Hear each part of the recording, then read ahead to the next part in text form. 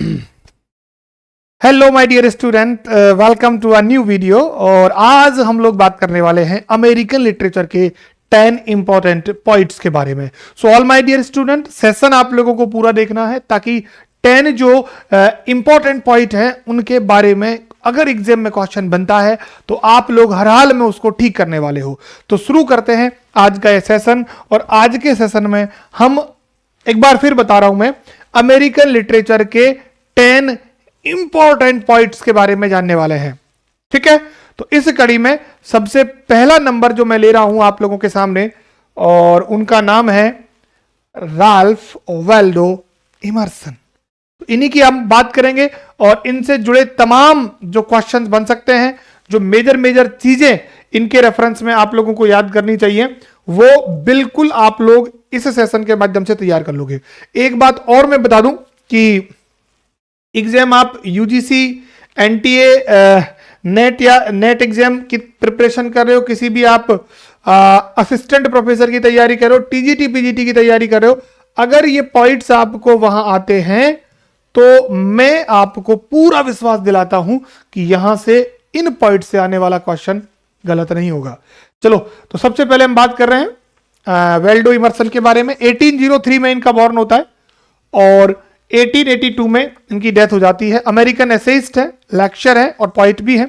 अच्छा, अमेरिका में जो दो मेजर मूवमेंट हुए, एक तो ट्रांससेंडेंटलिज्म और एक डार्क रोमांटिक्स, तो उसमें से ट्रांससेंडेंटलिज्म मूवमेंट जो मिड 19th सेंचुरी का हुआ उसको इन्होंने लीड किया। ये उसमें एक मेन भूमिका निभाई, one of the main members में से ये आते हैं। अच्छा, इन पर वेदांता फिलॉसफी यानी इंडियन स्क्रिप्चर से ये बड़े प्रभावित थे। वेदांता फिलॉसफी का इनके ऊपर बहुत ज्यादा इन्फ्लुएंस रहा। He is also known as a mentor and friend of fellow transcendentalist Henry David Thoreau. इनके क्या हैं, ये फ्रेंड भी हैं, मेंटोर भी हैं और दोनों ही इसी मूवमेंट से जुड़े हुए हैं। He expressed the philosophy of transcendentalism in his 1830 essay that is Nature। और नेचर में इसके बारे में ये डिटेल में चर्चा करते हैं। तो ये एक छोटा सा इनके बारे में एक ओवरव्यू मैंने बता दिया है कि ये वेदांता फिलॉसफी से हैं और मेजर कौन से मूवमेंट से रिलेट करते हैं, तो ट्रांससेंडेंटलिज्म जो मूवमेंट है उससे भाई ये रिलेट करते हैं। मूव करते हैं आगे और बात करते हैं। ही गेव अ स्पीच जिसका नाम था अमेरिकन स्कॉलर। क्वेश्चन बन सकता है, ठीक है। इन्होंने एक स्पीच दिया था जिसका नाम क्या है, द अमेरिकन स्कॉलर, और दिया कब था भाई, 1837 में दिया था। Which Oliver Holmes senior consider to America's intellectual declaration of independence. और इसे क्या माना जाता है, intellectual declaration of independence considered by Oliver Holmes senior. इन्होंने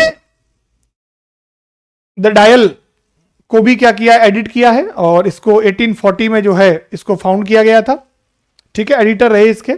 अब आते हैं इनके नोटेबल वर्क्स पे जहां से क्वेश्चंस बनते हैं। तो इनके देखो बायोग्राफी से संबंधित बातें जो बन सकती थी, मेजर वो सारी बातें बता दी है ना। इन्होंने डायल को एडिट भी किया है और इसको फाउंड किया 1840 में। और इनके अमेरिकन स्कॉलर जो लेक्चर दिया उसको एक तरीके से मतलब इंडिपेंडेंस की डिक्लेरेशन माना है, और उनका नाम भी आपको ध्यान रखना। ट्रांससेंडेंटलिस्ट है। और अब आ जाते हैं जिसके लिए क्वेश्चंस एग्जाम में बहुत ज्यादा पूछे जाते हैं, यानी कि इनके महत्वपूर्ण वर्क से क्वेश्चन जो बनेंगे उनसे संबंधित बातें जो है हम लोग यहाँ देखो एक एक करके, मुझे लगता है कि आप बहुत अच्छे तरीके से इसको जो है तैयार कर लोगे। ठीक है, चलो देखो बढ़ रहे आगे। सबसे पहले देखिएगा माय डियर, पहला वर्क तो कौन सा है, सेल्फ रिलायंस 1841 में आया। द ओवरसॉल कब आता है, 1841 में आता है। ये तो दोनों एक ही साथ के हैं। और नेचर जिसमें इन्होंने ट्रांससेंडेंटलिज्म फिलॉसफी के बारे में जिक्र किया, वो वर्क 1836 का है। कब का है भाई, 1836 का। इसे क्या कहा जाता है, it has been called the Bible of transcendentalism. ठीक है, इसमें टोटल 8 सेक्शंस का क्या है, ये एक ऐसे है। अब यहां से क्वेश्चन आपका बनेगा ही बनेगा कि ट्रांससेंडेंटलिज्म फिलॉसफी को लेकर कौन सा इनका वर्क है और इसे क्या कहा जाता है, तो बाइबल ऑफ ट्रांससेंडेंटलिज्म कहा जाता है। ठीक है, अमेरिकन स्कॉलर 1837 में। ठीक है, और सर्किल 1841 में और द पॉइंट 1844 में। ये कुछ मेजर वर्क है। Harold Bloom's the American religion repeatedly refers Emerson the prophet of American religion. अब यहां से देखो, हेरोल्ड ब्लूम का जो अमेरिकन रिलीजन है ना, उसमें बार बार इनको क्या कहा गया है, प्रॉफिट ऑफ अमेरिकन रिलीजन कहा गया। मैंने हाईलाइट कर दिया ताकि आप लोग इस पर भी थोड़ी सी नजर डाल लें। ठीक है, तो सेल्फ रिलायंस 1841 का हो गया है, ओवरसोल 1841 का है, नेचर इंपॉर्टेंट वर्क है। मैं एक बार फिर आपको इसको थोड़ा सा स्टार मार्क कर रहा हूं ताकि आप लोग इसको ध्यान रख पाए। ठीक है भाई, चलो बढ़े आगे। चलिए, इसके बाद देखिएगा, पोइट्री की बात करें तो Concord hymn sung at the completion of the Concord monument April 1936 का है। इसके अलावा Rhodora on being asked whence is the flower, ये है 1834 का। ब्रह्मा, ये देखो इंडियन फिलोसफी से इन्फ्लुएंस वर्क है, universal principle of Vedas, Uriel 1847 का है। द स्नो स्टॉर्म है, अ नेशंस स्ट्रेंथ है, और द प्रॉब्लम 1840 का है। तो ये कुछ एक मेजर इनकी जो पोइटिक वर्क है, जो आप एक तरीके से पोइट्री जो है वो ये मेजर हो गई। अब इनके दो वर्क की बात मैं आप लोगों के साथ कर लेता हूं, एक तो द प्रॉब्लम और एक ब्रह्मा, दोनों के बारे में हम थोड़ा सा जानते हैं। देखो, प्रॉब्लम की बात अगर करें तो Emerson like church priest and his priesthood but he himself doesn't want to be a priest, this is his problem. Problem का मतलब यह है कि वो जो है ना, प्रिस्ट उनको बड़ा पसंद था, इसकी पोस्ट भी बड़ी पसंद थी, लेकिन वो खुद प्रिस्ट नहीं बनना चाहते थे, यही बड़ी प्रॉब्लम थी। This is so because institutional religion is only an outward show. ठीक है, it has nothing to do with the spiritual purity. इन्होंने तो यहां तक कह दिया कि भाई जो इंस्टीट्यूशनल रिलीजन है ना, वो सिर्फ क्या है, दिखावा है, इसका स्पिरिचुअल प्योरिटी से कोई लेना देना नहीं है। तो I does not want to become a priest. Brahma की बात करें तो it owes its inspiration to his studies Hindu scriptures. मैंने पहले भी कहा कि ये हिंदू स्क्रिप्चर से बड़े प्रभावित थे। If the red slayer think he slays और if the slain thinks he is slain, they know not well the subtle ways I keep and pass and turn again. ये वो लाइन ली हुई है, तो आप इस लाइन का भी आप ध्यान रख सकते हैं। तो इनके ये कुछ मेजर वर्क है, इससे ज्यादा कुछ बनता नहीं है। एक तो प्रॉब्लम का ध्यान रख लेना, एक इंडियन फिलोसफी से ब्रह्मा रिलेटेड वर्क आपका हो जाएगा। ठीक है, और बाकी तो नेशन स्ट्रेंथ भी आप ध्यान रख सकते हो। और जो मैंने मेजर वर्क डाले हैं, यही इनके जो हैं एग्जाम पॉइंट ऑफ व्यू से वर्क बनते हैं। एक इसका जरूर ध्यान रख लेना, नेचर के बारे में क्वेश्चन बन सकता है। ठीक है, चलो अब हम चलते हैं सेकंड पॉइंट पे, और सेकंड पॉइंट है हमारे हेनरी डेविड थॉरो। ये 1817 में बॉर्न होता है, 1862 में इनकी डेथ हो जाती है। अमेरिकन ऑथर है, पोइट है, फिलोसफर है। ठीक है, और ये भी ट्रांससेंडेंटलिस्ट मूवमेंट से जुड़े हुए थे। ठीक है, ये भी इंडियन स्पिरिचुअल थॉट से क्या है, इन्फ्लुएंस्ड है। इन्होंने एक वर्क लिखा था और उस वर्क से महात्मा गांधी और भी बहुत सारे लोग जो हैं वो बहुत ज्यादा इन्फ्लुएंस हुए थे, और उसका वर्क का नाम है रेजिस्टेंस टू सिविल गवर्नमेंट, और इसी को सिविल डिसओबीडियंस नाम से जाना जाता है, सविनय अवज्ञा आंदोलन, है ना। Gandhi ji influenced a lot by this work. Thoreau's philosophy of civil disobedience later influenced the political thoughts and actions of such notable figures as Leo Tolstoy, Mahatma Gandhi, Martin Luther King junior. ये सभी लोग इस वाले वर्क से प्रभावित हुए। तो इस वाले वर्क का तो आपको मतलब ध्यान रखना ही रखना है भाई। The question might be designed almost, this is very important work, so make it underlined, है ना, to be noted. Resistance to civil government. So move to the notable works. सबसे पहले बात करते हैं द सर्विस नाम का वर्क है, 1840 का है। अ वॉक टू वेचुसेल्ट 1842 का है। Paradise regained. अब आप लोग ध्यान रखना कि इनका वर्क जो है ना, पैराडाइज टू बी रीगेन्ड है ना, 1843 का ऐसे है, और पैराडाइज रीगेन्ड जो है ना वो 1671 का है, जॉन मिल्टन का, वो 1671 में आता है ना। एक वर्क आता है इनका रिफॉर्म एंड रिफॉर्मर्स 46 to 48, और ये वर्क तो मैंने आपको बता ही दिया कि भाई इस वर्क का तो ध्यान रखना ही रखना है।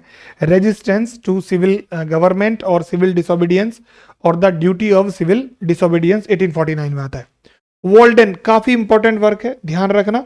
ये क्या है, इनका मेमोइर भी है, एक तरीके से इनकी ऑटोबायोग्राफी हो गई, है ना। अब इसके दोनों नाम जो है आप लोगों से पूछे जा सकते हैं, ये वर्क आप लोग अच्छे से ध्यान रखना, वॉल्डन या फिर life in the woods. A plea for Captain John Brown, ये भी काफी पॉपुलर वर्क रहा इनका। तो ये दो वर्क आप ध्यान रखना, एक वर्क मैंने आपको यहां बताया है। तो 5, 6 और 7 नंबर के वक्त तो यू मस्ट रिमेंबर, ठीक है। वॉल्डन काफी पॉपुलर है, मैं फिर आपको रिपीट कर रहा हूं, ठीक है। वॉल्डन को लेकर हम बात करते हैं। देखो वॉल्डन में कौन कौन सी बातें की गई है। देखो वॉल्डन का एक तो आपको सेकंड नाम याद रखना है कि वॉल्डन का जो सेकंड नेम है ना वो है लाइफ इन द वुड्स। ये यहां भी मैंने वैसे जिक्र कर दिया था, है ना। और इसका डेट जो है 1854 का है। 1854 में ये क्या होता है, पब्लिश होता है। थीम क्या है, देखो इसकी थीम है a reflection upon simple living in natural surroundings. और गांधी जी की सादा जीवन उच्च विचार, तो आपको लगेगा कि यहीं से प्रभावित होगी। Book compresses the time into a single calendar year, मतलब एक साल का पूरा पीरियड कवर करता है। And uses passage of 4 season to symbolize human development, और 4 जो आपके सीजन है उससे ह्यूमन डेवलपमेंट की जो पूरी प्रोसेस है that is represented. It is a part memory and part spiritual quest. ये इनकी ऑटोबायोग्राफिकल मैनर से भी लिखा गया है, और he is searching for spiritual comfort. So this is the part of part memoir and part spiritual quest. He spent 2 years at Walden Pond, living in a simple life without a support of any kind. The basis of this work, he lived a place named Walden Pond, and there he lived alone. Nobody was there to care him. So this is the actually representation how a man can live alone. तो इसका आपको ध्यान रखना है। Economy जो है ना इसका पहला चैप्टर है। इकोनॉमी जो है इसका क्या है, पहला चैप्टर है। ये भी the question might B design कि यहां से भी क्वेश्चन आप लोगों से पूछा जा सकता है कि इकोनॉमी जो है ना वो इसका क्या है, पहला चैप्टर है। इंपॉर्टेंट कॉट्स की बात अगर हम करें तो the mass of man lead lives of quite desperation, है ना। देखो भीड़ जो है ना वो किसकी तरफ ले जाती है, डेस्परेशन की तरफ लेके जाती है। इसीलिए इसने कहा कि I want to live alone. Alone या loneliness gives him comfort. So the theme is representing about simple living in a natural surrounding. So this is the first work Walden. और मेजर जो points that I think very important I have covered in this particular slide. Next one देखिएगा। अब हम बात करते हैं Walt Whitman के बारे में। जैसे जैसे पॉइंट्स बढ़ेंगे आप लोगों के सामने नए नए फैक्ट जो है निकल के आएंगे। वॉल्ट विटमैन की हम बात करते हैं 1819 और 1892। He was poet, essayist, journalist and point या make it underlined the father of free verse. He is known या he is called often the father of free verse, father of free verse. He founded his newspaper जिसका नाम है long islander, ठीक है, New York में इसको found किया गया। Whitman published 47,000 word series called manly health and training under pen name Mose Velsor in 1858। The question can be asked from here. Whitman has published 47,000 word series जिसका नाम है manly health and training under pen name Mose Velsor. In the last week of his life, he wrote, I suffer all the time. I have no relief, no escape. It's monotony, monotony, monotony. In pain. Yani, he suffered a lot. So from this line, we got the point. His life was very monotonous. He suffered a lot. So, this line is very important, na? तो आप लोग इसको भी ध्यान रख लेना कि जीवन के बारे में पूरा बता रहा है कि भाई इसने अपना जीवन जो है ना किस तरीके से निकाला है। तो सारी बातें इसमें जो है ना वो आ रही हैं। अब आगे बढ़ते हैं हम लोग। देखिए नोटेबल वर्क्स की बात करते हैं। पहला है इनएब्रिएट और इसका दूसरा नाम है फ्रैंकलिन इवांस। पॉपुलर वर्क है, many time it has been already asked ना, सो आपको ध्यान रखना है। सबटाइटल की बात करें तो सबटाइटल का भी क्वेश्चन बन सकता है, अ टेल ऑफ द टाइम्स। एक ही नोवेल इन्होंने लिखा। और अगर हम इसके जॉनरा की बात करें तो टेम्परेंस है ना, जो विटमैन ने ही इंट्रोड्यूस किया, ये जॉनरा भी इन्हीं के द्वारा इंट्रोड्यूस किया गया है। तो एक तो जॉनरा इसका ये है, and that genre was invented and developed by Walt Whitman. इसका दूसरा नाम और सबटाइटल भी आप लोगों को मेंशन रखना है ताकि गलती नहीं होनी चाहिए। देखो एग्जाम में मेजर जो चीजें आएंगी ना वो सारी मैं बता रहा हूं, है ना। वैसे हमने बहुत सारी चीजों को ऑलरेडी इससे हटा ही रखा है तो आपको बहुत ज्यादा दिक्कत नहीं होगी। तो पहला वर्क आई होप आपको समझ में आया। पहला वर्क आपका हो गया इनएब्रिएट और दूसरा काफी पॉपुलर है लीव्स ऑफ ग्रास। ये पोइट्री कलेक्शन है भाई, है ना। ये क्या है, एक पोइट्री कलेक्शन है। अब इसके टोटल 7th एडिशन आए, ठीक है। कितने एडिशन आए, 7th एडिशन आए। पहला एडिशन जो है वो 1855 में आता है, ठीक है। और लास्ट एडिशन जो है ना 1891 में आता है, जो कौन सा है, 7th एडिशन है। अब मैं आपको बता दूं 7th एडिशन के बारे में क्वेश्चन पूछा जाता है, इसको कहा जाता है डेथ बेड एडिशन। क्या कहा जाता है, death bed edition. It is known as death bed edition. It has 400 poems while it had only 12 in the earlier, yani when it was first published it had only 12 poem, but in the last publication it became 400 in numbers. The most important poem in this collection, Song of Myself, popular hai, I sing the body electric out of the cradle endlessly rocking, ठीक है। O captain my captain, ये Abraham Lincoln के बारे में है, ठीक है ना।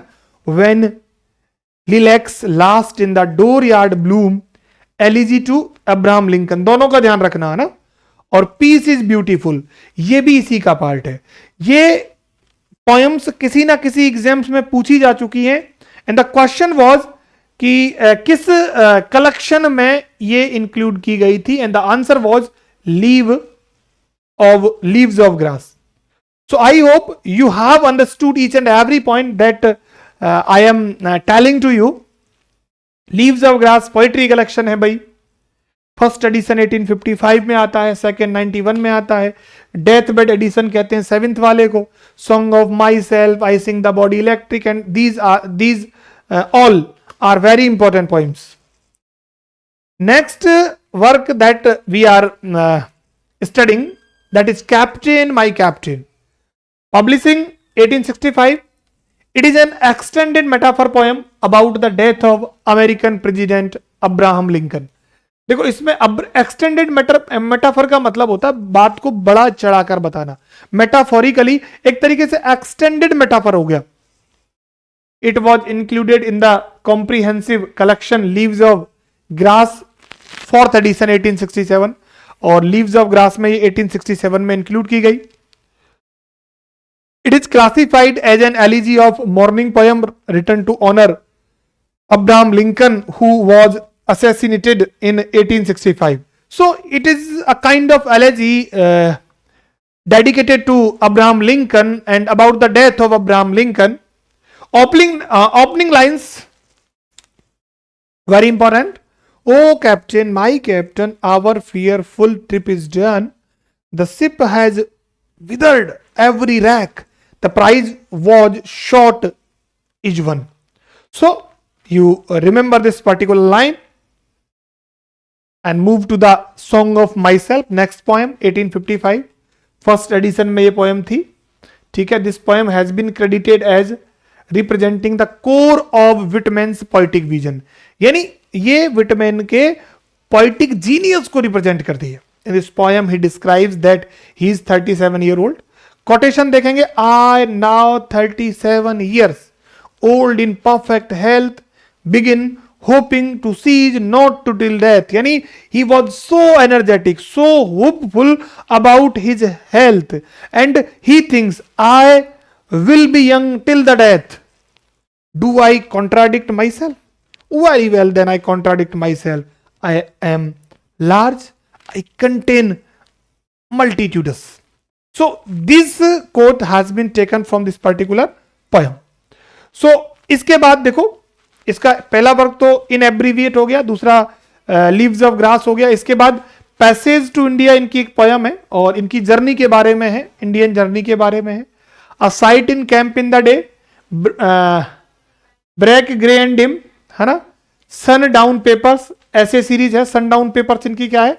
ऐसे सीरीज है भाई, है ना. और beat beat drums as a patriotic rally, इसको अंडरलाइन कर लेना माय डियर, इसको अंडरलाइन कर लेना क्योंकि यहां से क्वेश्चन बनेगा भी, है ना. बीट बीट ड्रम, ये एक पैट्रियोटिक रैली कॉल है अमेरिकन वॉर में. और डेमोक्रेटिक विस्तास 1871 में, और ही आई हियर अमेरिका सिंगिंग 1860 में. तो ये इनके मेजर वर्क हैं. इजरा पाउंड ने भी कुछ कहा था, उसको भी मैंने यहां डाल दिया, America poet and he is America. मतलब his personality is so vast. Ezra Pound called him, he is America. कि भाई पूरा अमेरिका ही है. तो he wrote a lot about the America. So next point चलते हैं, फोर्थ नंबर के point पे. एडगर एलन पो, और 1809 में इनका जन्म होता है, 1849 में इनकी डेथ हो जाती है. ऑथर है, पॉइट है, एडिटर है, लिटरेरी क्रिटिक है, और डिटेक्टिव फिक्शन के क्या है? ये इन्वेंटर है. ये make it underline. He was the earliest practitioner of the short story. He was a part of romantic movement. His first collection of poems were Tamerlane and other poems. He published his poem the Raven to instant success. It appeared in the Evening Mirror magazine है 1845 में. तो Edgar Allan Poe का नाम अगर आता है तो आप द राविन को याद रखना. ये तो भाई काफी पॉपुलर वर्क है इनका, ठीक है ना. चलो आगे. द पोइटिक प्रिंसिपल और the philosophy of compositions are also by Edgar Allan. 1839 में कलेक्शन आता है इनका, the tales of grotesque and arabesque was published in 2 volumes. इन्होंने एक ही ड्रामा लिखा, that is Politian. He borrowed metre and rhythm of the Raven from Elizabeth Barrett's poem the Geraldine's courtship. इससे जो है नरेटिव टेक्निक्स जो है इन्होंने ली हुई है. अब नोटेबल वर्क मैंने यहाँ डाल दिए हैं. मेजर जितने भी इनके वर्क बनते हैं वो सारे मैंने यहाँ रखे हुए हैं. मुझे लगता है कि आप यहाँ से बड़े आसानी से जो है तैयार कर लोगे. देखो, पोइट्री में बात करें तो city in the sea, a dream within a dream, Eldorado, है ना, haunted place, to Helen, Tamerlane और द राविन. टेल्स की बात करें, black cat, fall of the house of Usher, mask of the red death, tell heart और purloined letter. सारे work popular है, आप एक बार नजर डाल लो. City in the sea, dream within a dream, Eldorado, haunted place, to Helen, Tamerlane, the Raven. The black cat, the fall of the house of Usher, the mask of the red death, the tell heart और purloined letter. अब देखते हैं और कुछ एक इनके other work है, उनके बारे में भी थोड़ा सा हम नजर डाल लेते हैं. एक ड्रामा जो लिखा था उसके बारे में भी हम थोड़ा सा देख लेते हैं. चलो देखो, पॉलिटियन इन्होंने एकमात्र प्ले लिखा था 1835 में. Narrative of Arthur Gordon Pym of Nantucket 1838. इनका एक ही कंप्लीट नॉवेल है. यूरोका एक प्रोज पोइम इन्होंने लिखी है. पोइटिक प्रिंसिपल्स है. लाइट हाउस, ये ध्यान रखना कि इसका लास्ट है लेकिन इनकम्प्लीट वर्क था, बाद में ले हंट ने इसको जाके कंप्लीट किया है, ये ध्यान रखना लाइट हाउस के बारे में. विलियम विल्सन एक शॉर्ट स्टोरी लिखते हैं 1839 में, और इसके अलावा एक साइंस फिक्शन लिखते हैं बैलून हॉक्स करके. तो इसके अलावा इनका कोई वर्क बनता नहीं है. मेजर जितने भी वर्क बनते हैं आप लोगों के सामने हैं, आप सबको 1 2 3 4 बार देखोगे तो मुझे लगता है बड़े आसानी से आप लोग क्लियर कर सकते हो. देखो, तैयारी करने का सबसे बड़ा तरीका यही है, make your self consistent about the content, the books, the video lectures and etcetera etcetera. आपको बस कंसिस्टेंसी कंसिस्टेंसी पर फोकस करना है. चीजें धीरे धीरे याद हो जाती हैं. है ना, चीजें धीरे धीरे याद हो जाती हैं। और मैं अक्सर बच्चों से कहता हूं कि भाई सिलेक्शन के लिए सिलेक्शन जरूरी है। इट मींस अगर आपको सेलेक्ट होना है तो आपको सबसे पहले आपका जो सब्जेक्ट मटेरियल है, कंटेंट है, उसको सेलेक्ट करना पड़ेगा, क्योंकि the syllabus is very vast. You are unable to learn all the syllabus, all the chapters, all the points, so you make it clear कि आप अपने एक बार सब्जेक्ट मटेरियल को पहले सेलेक्ट करो, उसको बिल्कुल तरीके से तैयार करो, और फिर उन चीजों पर अपनी जो रेपिटेशन है, जो कंसिस्टेंसी है, बार बार रिवीजन है बनाओ, मेक इट परफेक्ट, धीरे धीरे हो जाएगा। तो ये हमारे 4th नंबर के पॉइंट्स हो गए हैं। 5th नंबर के पॉइंट्स हम हरमन मेलवाइल की बात करेंगे। अमेरिकन नॉवेलिस्ट हैं, शॉर्ट स्टोरी राइटर हैं। अमेरिकन रेनेसा रोमांटिक पीरियड से जो हैं ये संबंधित हैं। ये जाने जाते हैं इनके सबसे पॉपुलर वर्क टाइपी 1846 और वेलिंग नोवेल मॉबी डिक के लिए। बहुत इंपॉर्टेंट वर्क है, काफी क्वेश्चंस मॉबी डिक से आते हैं। डिटेलिंग में भी मैं आप लोगों को इसी सेशन में इसके बारे में बताऊंगा कि भाई ये क्वेश्चन आए हुए हैं, वो सारे इंक्लूड है और जो आएंगे वो भी इंक्लूड है, ठीक है। His Typee become such a success that he wrote up a sequel Omoo. Omoo Typee का ही क्या है, सीक्वल है। He worked in Egypt and Palestine into an epic poem, Claril, a poem and pilgrimage in the Holy Land 1876 के अंदर। ये दो work उनके लेकर हम खूब सारी बातें करेंगे। तो ये एक बार हम मेजर वर्क यहाँ देख लेते हैं, उसके बाद हम सीधे ही इसके जो डिटेलिंग है उसकी तरफ बढ़ेंगे। चलो देखो, एक बार देखो। Typee a peep at Polynesian life 1846 में, इसी का सीक्वल है ये, a narrative of adventures in the South Sea 1847 में। इसके एक साल बाद आ गया, सीक्वल है व्हाइट जैकेट और the world in a man of the war 1850 का वर्क है। मॉबी डिक और द वेल 1851 का है। कॉन्फिडेंस मैन हिज मस्करेड्स 57 का है। बिली बड सेलर अनफिनिश्ड 1924 का है। और पिट्सा टेल्स शॉर्ट स्टोरी कलेक्शन 1856 का है। ये मेजर वर्क हुए इनके। अब आ जाओ आप सबसे पहले मोबी डिक पर, जहां से क्वेश्चंस बनते हैं। हर एक पॉइंट को मैंने इसमें इंक्लूड किया है so that a single question never be missed of the syllabus या ऑफ द पेपर। देखो, novel is called an outstanding work of romanticism of the American Renaissance, यानी अमेरिकन रोमांटिक पीरियड का best work इसको माना जाता है। Narrator कौन है? इस्माइल नरेटर का नाम है। क्वेश्चन बन सकता है। It is a story about quest of Ahab. Ahab कौन है? कैप्टन ऑफ द वेलर, बोले तो नाव जिसका नाम पिकॉड है। फॉर रिवेंज, किसके लिए, किससे रिवेंज लेना? मॉबी डिक, जो एक व्हाइट वेल मछली है, which on a previous voyage destroyed Ahab ship and severed his leg at the knee. देखो, कहानी है अहाब की, जो मॉबी डिक नाम की एक वेल को तलाश कर रहा है, क्योंकि पिछली बार उसको पूरी तरीके से डिस्ट्रॉय कर दिया था मॉबी डिक ने। अब उसी की खोज पर निकला है कौन? अहाब। तो कैप्टन का नेम अहाब है and the narrator is Ishmael. Dedicated to Nathaniel Hawthorne, this particular poem is dedicated to Nathaniel Hawthorne as in token of my admiration for his genius. यानी he was such a very good genius, intelligent person, so I am dedicating this work Nathaniel Hawthorne. Call me Ismail, that is opening phrase of the literature ना, is one of the world literature most famous opening lines from this novel. ध्यान रखना, Call me Ismail जो है मॉबी Dick से लिया गया है। Ismail travels to New Bedford, Massachusetts, where he stays in Whalers Inn. At the end of the novel, everybody dies in the ship when attacked by Moby Dick, the whale, है ना? Only smile survive, यानी इसमें एक ही व्यक्ति बचता है और सारे लोग मर जाते हैं। और वो व्यक्ति कौन है? नरेटर, दैट इज स्माइल, जो इस कहानी को जो है ना पूरा बता रहा है। वही व्यक्ति बचता है, भाई सारे के सारे बाकी तो मर ही जाते हैं। The name of the boat, और बोट का नेम क्या है? रेचेल है, जिसमें इस्माइल निकल के आता है। विलियम फॉकनर कन्फेस्ड करते हैं इस नोवेल के बारे में कि ही विज्ड he had written it himself, कि काश ये वर्क मैंने लिखा होता, क्योंकि इतना ज्यादा इंप्रेसिव वर्क इसे माना जाता है। D.H. लॉरेंस कहते हैं कि one of the strangest and most wonderful books in the world and the greatest book of the sea ever written, यानी समुद्र के ऊपर लिखी गई किताबों में से सबसे इंपॉर्टेंट है और ग्रेटेस्ट बुक है जो अब तक लिखी गई है।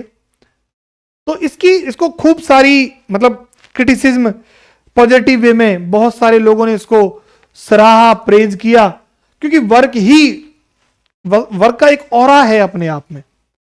पढ़ोगे तो आप लोग समझ पाओगे इसको। इसके बाद हम चलते हैं एमिली डिकिंसन, पॉइंट नंबर 6। ठीक है, Emily Elizabeth Dickinson, nun of Amherst, ये दोनों चीजें ध्यान रखना। अमेरिकन पॉइट है। उन्होंने एक बार कहा था आई फाइंड इकेस्टेसी इन लिविंग, है ना, उनको जीवन जीने में आनंद की प्राप्ति होती है। She published her poem success is counted sweetest anonymously in a volume called A Mask of Poets। A Mask of Poets के अंदर जो है इसको क्या किया गया है, अनोनिमसली पब्लिश किया गया है इसके अंदर, है ना, इसके अंदर पब्लिश किया गया है। और ये पोएम का नाम है belle of Amherst, William Luce के द्वारा। It based on the life of poet Emily Dickinson from 1830 to 1806। तो एक तरीके से ये जो है ना, ये इनकी क्या है, बायोग्राफी हो गई। ये इनकी क्या हो गई, बायोग्राफी है भाई, ये इनकी बायोग्राफी है। ठीक है, चलो आगे बढ़ रहे हैं। डिकिंसन्स बायोग्राफर, जिनका नाम है Alfred Habegger, wrote in my wars are laid away in books the life of Emily Dickinson 2001 that the consequences of poet's failure to disseminate her work in faithful and orderly manner are still very much with us। बहुत ज्यादा कुछ पूछेगा नहीं यहां से, ये आप इसका नाम ध्यान रख लेना। At the time of her death she left behind close 1800 poems, यानी she was so genius she wrote 1800 poems when she died away। इतनी पोएम छोड़ के गई थी वो, but only 7 of them had been published during her lifetime। लेकिन उसके उनके पूरे जीवन काल में सिर्फ 7 ही पोएम्स को मार्केट में जगह मिल पाई। वो लिखती है कि because I could not stop for death, हाँ, ही काइंडली स्टॉप्ड फॉर मी, यानी आई कुड नॉट, मैं तो मृत्यु के लिए नहीं रुक सकती, इसलिए मृत्यु मेरे लिए रुक गई। The carriage hold just our self and immortality, ये वो अपनी डेथ के ऊपर कहती है। नोटेबल वर्क्स की बात करें तो पहला है सक्सेस इज काउंटेड स्वीटेस्ट, ये published in the volume a mask of poets.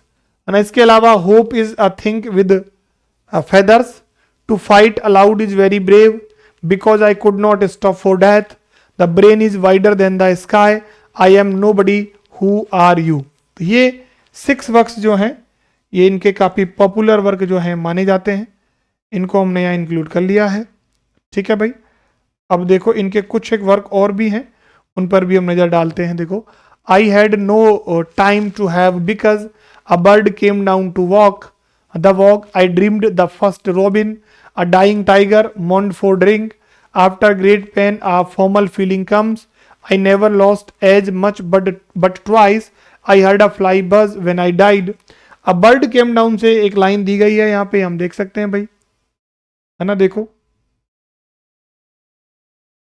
A bird came down the walk, he did not know I saw, he bit an angleworm in halves and ate the fellow और raw. ये एक line है, इसको पहले पूछा हुआ है कहां से ली गई है, तो आपको ध्यान रखना, अ bird came down the walk Emily Dickinson का वर्क है। अब आता है मार्क ट्वेन के बारे में बात करते हैं हम।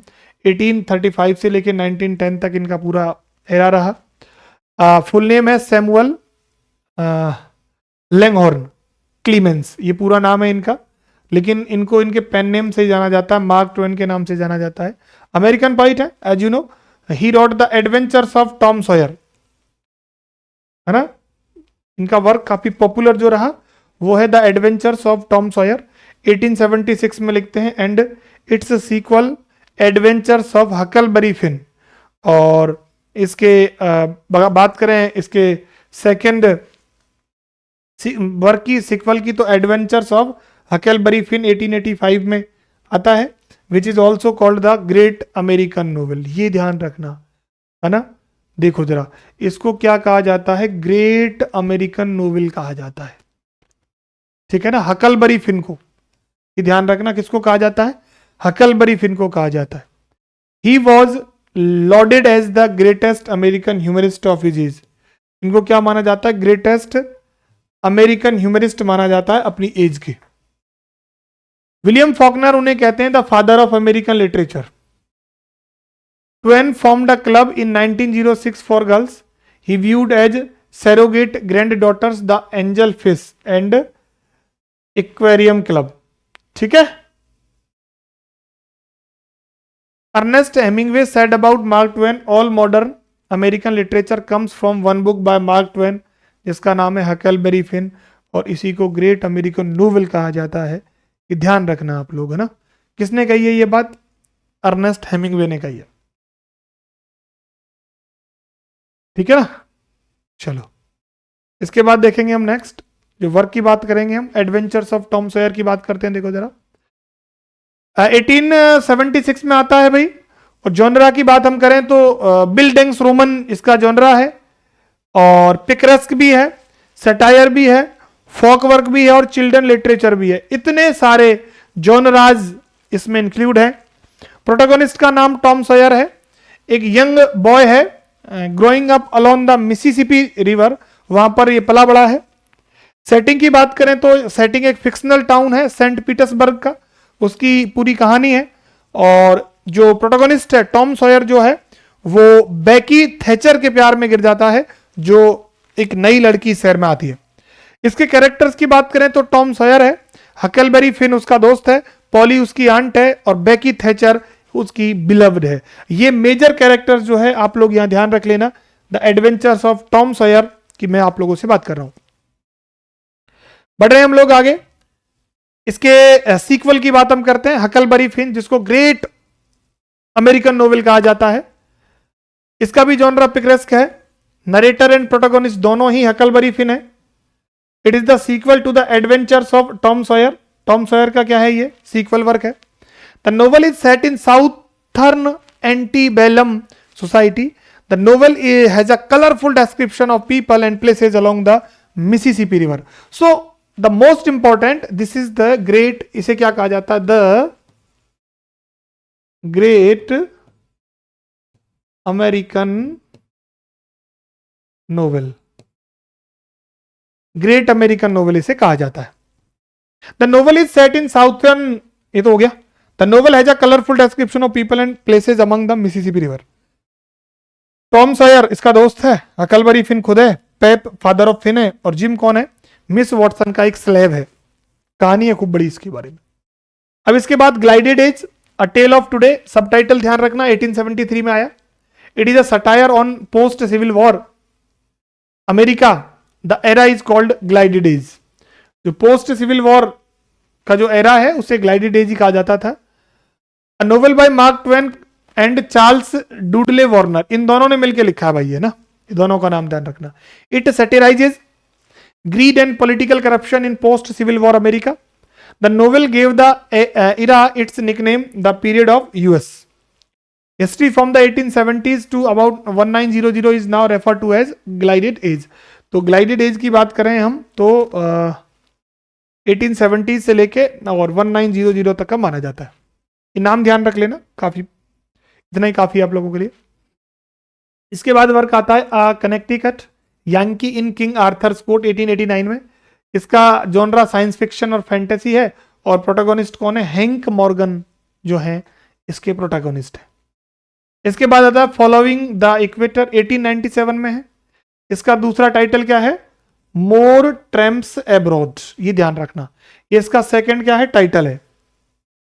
नॉन फिक्शनल सोशल कमेंट्री है, और ये एक जर्नी ट्रेवलॉग के रूप में, ट्रेवल स्टोरी के रूप में लिखा गया,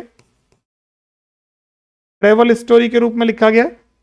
there is a description of his visit to India, और इस वर्क के अंदर इंडिया की बात होती है भाई, इंडिया में ये विजिट करता है तो इसके बारे में जो है इसमें जिक्र आता है, तो इंडिया से भी ये मतलब कनेक्टेड है। इज शेक्सपियर डेड, इनका एक और काफी पॉपुलर वर्क है, 1900 में आया। मार्क ऑटोबायोग्राफिकल है, It explores the controversy over the authorship of the Shakespearean literary canon in via satire, anecdote and extensive quotation of contemporary authors on the subject. तो ये कंट्रोवर्सी है ऑथरशिप को लेकर, Shakespearean literary cannon और via satire और बहुत सारे genres को लेकर। इसके बाद इनका एक लास्ट वर्क है, इसमें life on the Mississippi, memoir है 1883 का, आप लोगों को ध्यान रखना है। क्लियर हुआ यहां तक की बात 6 नंबर की। बढ़े आगे, नेक्स्ट पॉइंट लेते हैं, रॉबर्ट ली फ्रॉस्ट। काफी इंपॉर्टेंट पॉइंट है, फ्रॉस्ट के बारे में खूब आप लोगों ने पढ़ा हुआ है और देखते हैं हम लोग इनके बारे में। पॉइंट है, न्यू इंग्लैंड पॉइंट इन्हें कहा जाता है, is the only poet to receive 4 Pulitzer prize for poetry. एकमात्र ऐसे थे जिनको 4 प्राइजेज मिले हैं पोइट्री के लिए। कौन से? पुलित्जर। फ्रॉस्ट एकमात्र पॉइंट है, Frost is the only poet to receive 4 Pulitzer prizes for poetry. नहीं, यहां ये थोड़ा सा गलत हुआ है, मैं इसको करेक्ट करूंगा, है ना। यहां पर ये थोड़ा सा लिखने में करेक्ट हुआ है, ओनली पॉइंट, है ना। तो यहां से इसको हटा रहे हैं, ओनली पॉइंट, है ना, हु वॉज नॉमिनेटेड, है ना, 31 टाइम्स, ना, for Nobel prize but never get it. लेकिन कभी मिला नहीं इनको, इन्होंने 31 बार इनको नॉमिनेट किया गया था। ही is non for his realistic depiction of rural life of America in his work, और वो बिल्कुल कंट्री साइड की बात करते हैं, अमेरिका में रूरल लाइफ जो है वो किस प्रकार की है। सबसे पहला वर्क देखते हैं आप, बॉयज विल, 1913 में आता है, first poetry collection, first commercial book है। इसका टाइटल जो है वो लिया गया है लॉन्ग फेलो के पोएम माई लॉस्ट यूथ से, जिसकी लाइन यहां दी गई है, a boy's will is the wind's will and the thoughts of youth are long long thoughts. ठीक है, इसका इंट्रोडक्शन जो है वो किसने लिखा हुआ है? इजरा पाउंड ने लिखा हुआ है, तो ये भी ध्यान रखना। अ बॉयज विल जो है वो लॉन्ग फेलो के पोएम से ली गई है, इसका इंट्रोडक्शन इजरा पाउंड लिखते हैं। इसके बाद नॉर्थ ऑफ बोस्टन इनका 1914 में एक और कलेक्शन आता है, पोइट्री कलेक्शन है, ड्रामेटिक मोनोलॉग्स और डायलॉग्स से संबंधित है ये। इसके लिए रिव्यू लिखता है इजरा पाउंड लिखता है, it is called a book of people. ध्यान रखना इसे क्या भी कहा जाता है, अ बुक ऑफ पीपल कहा जाता है नॉर्थ ऑफ बोस्टन को। इसकी पॉपुलर पोएम्स की अगर हम बात करें तो पाश्चर है, इंट्रोडक्टरी पोएम है, मेंडिंग वॉल है, it narrates a story drawn from rural England, और एक आफ्टर पिकिंग है, और the death of the hired man है। सारे इंपॉर्टेंट है। फेमस लाइन बात करें अगर मेंडिंग वॉल की, तो good fences make good neighbours, where it is we do not need the wall, some things there is that doesn't love a wall. तो ये 2-3 लाइन जो है ये इसी पोएम से ली गई है। तीनों को ध्यान रखना कि गुड फेंसेज जो होते हैं ना वो अच्छे पड़ोसी बनाते हैं। Where it is we do not need the wall, जब हम लोग हैं तो फिर दीवार की क्या जरूरत है ना। और कुछ तो होता है कि उसको मतलब दीवार की जरूरत नहीं होती। अब आता है इनका नेक्स्ट कलेक्शन जिसका नाम है माउंटेन इंटरवेल। देख लीजिएगा कौन सा है, माउंटेन इंटरवेल है, पोइट्री कलेक्शन है। 5 lyrics were composed under the title his wife, है ना। तो 5 जो लिरिक्स सॉन्ग्स जो है ना वो अपने हिज वाइफ के नाम से ये पब्लिश करते हैं, कंप्लीट करते हैं। द रोड नॉट टेकन इसी के अंदर थी, ओवन बर्ड, बिरचेज और आउट आउट इसी के अंदर थी, है ना। Selected poems 1923 includes poem for first 3 volumes and the poem run away. इससे पहले तीसरा माउंटेन इंटरवेल भी इसी में था भाई, नॉर्थ ऑफ बोस्टन था, अ बॉयज विल था। ये तीनों की तीनों कलेक्शन जो है ना किसमें है, सेलेक्टेड पोएम्स 1923 में। बात करते हैं रोड नॉट टेकन की, ये पॉपुलर लाइन है, 2 roads diverge in a yellow wood and sorry I could not travel both and be one traveller long I stood and looked down one as far as I could to where it bent in the undergrowth. ये लाइन आप ध्यान रखना, मैंने यहाँ पे आपको include कर दी है। पोएम बिरचेज की अगर लाइन की बात करें तो earth is right place for love, तो इसमें एक आ गया है कि धरती ही प्यार का सबसे अच्छा स्थान जो है इसमें माना गया है। तो ये 3 कलेक्शन हुए। चौथे कलेक्शन का नाम है न्यू हैम्पशायर, 1923 में आता है, पोइट्री कलेक्शन है। इसको 1924 का पुलित्जर प्राइज मिलता है। It attacks American glorification of materialism and commercialisation. ये थीम हो गई इसकी, है ना, ये एक तरीके से थीम है, इस पर इसको क्या कहता है, क्रिटिसाइज करता है। अब इसमें fire and ice, nothing gold can stay, stopping by woods on a snow evening, बहुत पॉपुलर वर्क है इनका, है ना। और इसको फ्रॉस्ट क्या कहते हैं, my best bid for remembrance. ये टेट्रामीटर और रूबियत स्टेंजा में लिखा गया, जिसको एडवर्ड फिट्जरल्ड ने कॉइन किया था। इसकी जो लास्ट 4 लाइन है ना, वो जवाहरलाल नेहरू को बहुत ज्यादा अट्रैक्ट करती हैं। The woods are lovely dark and deep but I have promises to keep and miles to go before I sleep and miles to go before I sleep. ये तो मैंने डाल ही दिया इसमें, चलो ठीक है। तो ये आपका 4th नंबर का हो गया न्यू हैम्पशायर। इसके बाद 5th नंबर देखिएगा, वेस्ट रनिंग ब्रूक, 1928 में आता है। On account of this volume Frost is called home Spain philosopher. Further range 1936 में, इसके अंदर 2 हैं, टेकन डबली और टेकन सिंगली। इसके बाद एक है विटनेस ट्री 1942 में, द गिफ्ट आउटराइट और द सिल्कन टेंट इसके अंदर ही थे। The steeple bush 1947 and afterward in the clearing 1962 it is first last poem and is called swan song. ध्यान रखना, है ना, इन द क्लियरिंग, है ना, ये इनकी लास्ट पोइम है जिसे स्वान सॉन्ग कहा जाता है। तो ये थे रॉबर्ट फ्रॉस्ट। तो अब तक हमने 8 पॉइंट देख लिए हैं और इसमें कुछ एक इनके प्लेज और हैं, वो और देख लो एक बार, है ना। A way out, a 1 act play, the cow's in the corn, 1 act Irish play in rhyme और मास्क ऑफ रीजन, इसको ध्यान रख लेना, पॉपुलर है। A mask of reason 1945। Biblical story है, जॉब नाम का एक कैरेक्टर है इसमें, है ना, J O B. In it Frost like Milton's Paradise Lost wants to justify ways of God to man, और इसमें 42 चैप्टर्स हैं। मास्क ऑफ मर्सी, दोनों ही पॉपुलर वर्क हो गए। It has the influence of Milton's paradise regained, वो पैराडाइज लॉस्ट की तरह है, ये पैराडाइज रीगेन्ड की तरह है। अब हम चलते हैं 9th नंबर के पॉइंट है इजरा पॉन्ड। इजरा पॉन्ड के बारे में जो है हम थोड़ा सा यहाँ डिस्कशन करते हैं।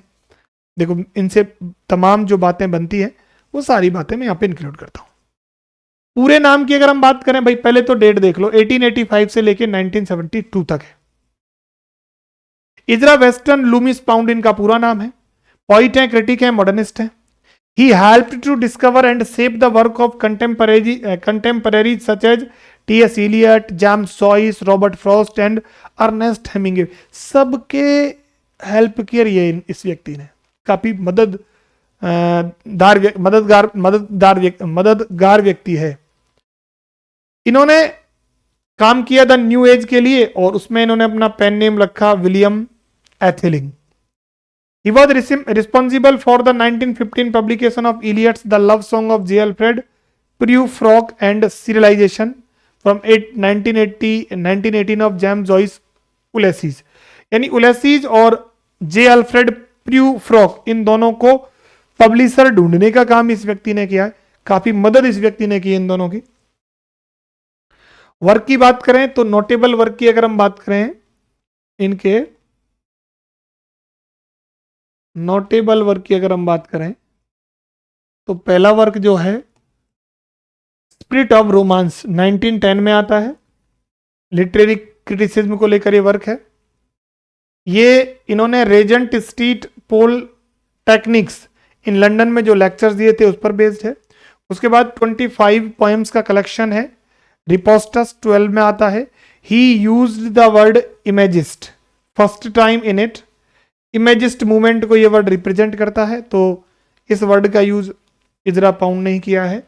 This book includes the interpretation of his book C फारर।